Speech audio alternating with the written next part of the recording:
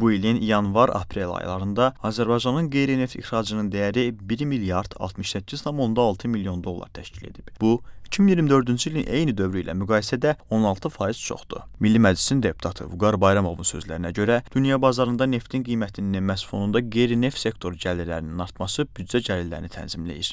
Neftin dünya bazar qiymətindəki azalmalar praktik olaraq xüsusən də büdcə daxil olmalarına təsir göstərə bilər. Amma qeyri-neft sektorundan daxil olmalarda artımlar həm də neftin dünya bazar qiymətindəki azalmaların kompensasiyasına imkan yaradır. Bu kontekstdən təbii ki, bu həm də qeyri-neft sektorundan daxil olmalar hesabına büdcə gəlirlərindəki dayanıqlığın qorunması baxımından vacibdir. Eyni zamanda qeyri-neft sektoru həm də birmənalı şəkildə Azərbaycan iqtisadiyyatındakı artım driverlərindən birinə çevrilir. 4 ayın nəticələri göstərir ki, 2025-ci ildə bütövlükdə iqtisadiyyatla bağlı, o cümlədən büdcə gəlirləri və büdcə xərclərlə bağlı müəyyənləşdirilmiş hədəflərə nail olmaq mümkün olacaq. İqtisadçılar hesab edir ki, qeyri-neft sektorundan gələn gəlirlərin böyük bir qismi kənd təsərrüfatının payına düşür.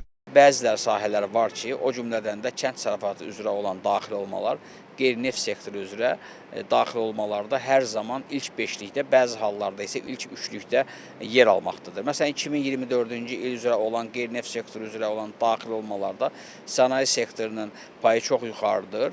Qara metal çubuqlarının, eyni zamanda qara metal turbalarının ixracı, elektrik enerjisinin ixracı, eyni zamanda kənd təsərrüfatı məhsullarının ixracı, qeyri-neft ixracı daxilində böyük çəkiyə sahib olan məhsullardandır. Onu da qeyd edək ki, təkcə cari ilin aprel ayında ixrac olunan qeyri-neft məhsullarının dəyəri 296,7 milyon dollardan çox təşkil edib. Bu da illik ifadədə 20%lik artım deməkdir.